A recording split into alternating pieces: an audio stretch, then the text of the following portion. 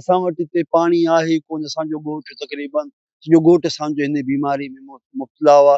7 माना असांजा हींअर जंहिंमें लेडीज़ बि आहिनि, जंहिंमें मर्द बि आहिनि, ऐं हो हिन बीमारी में गुज़ारे विया पाणी जे करे। सीएम साहब असांखे पाणी कोन थो ॾिए, ज़हरीलो पाणी पियूं त असांजो बचनि जो कयूं, सगीरनि जो कयूं, पाणी जो कयूं। पाणी हिकिड़ो जरी 100 रुपए जो, असां किथां कंदासीं?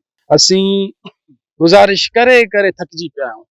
7 माण्हू हफ़्ते में हिकिड़े हफ़्ते में 7 माण्हू वफ़ात करे विया आहिनि, जिन में हिकिड़ी औरत आहे ऐं 6 मर्द आहिनि। ऐं जेको कल्ह वाक़ियो चए थो त असांजो माना जीअ खे जोरे छॾियो आहे, त असां हाणे दिमाग़ कमु कोन थो करे त असां कीअं कयूं। ऐं असां वटि एतिरा वसीला बि न आहिनि त असां हितां माइग्रेट करे निकिरूं ॿाहिरि वयूं। साल में लगातार 70 खां माण्हू वफ़ात करे चुका आहिनि इन हिकिड़े बीमारी में। हेपेटाइटिस बी सी जेका असांजे नगर खनकोट में तमामु लहर तमामु घणी हले पई थी।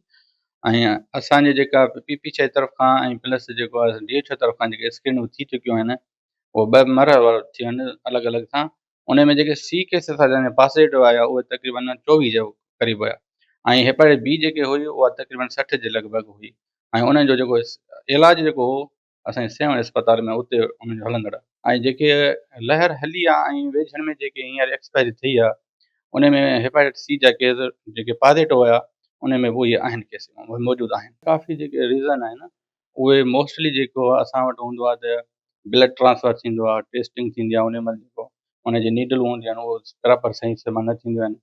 ऐं उन खां अलावा जेके ॿाहिराड़ी में असां वटि औरतूं हूंदियूं आहिनि, कोशिशि कंदियूं नक टुरपाईंदियूं आहिनि या कनि उन जे लाइ नई इस्तेमालु सुई थियणु खपे, उहा बि न थींदी आहे। ऐं जेके मर्द हज़रात आहिनि उहे शेविंग वग़ैरह कराइनि आहिनि शहर में, उहे बि जेके आहिनि ब्लेड जेके आहिनि नवां इस्तेमालु नथा थियनि।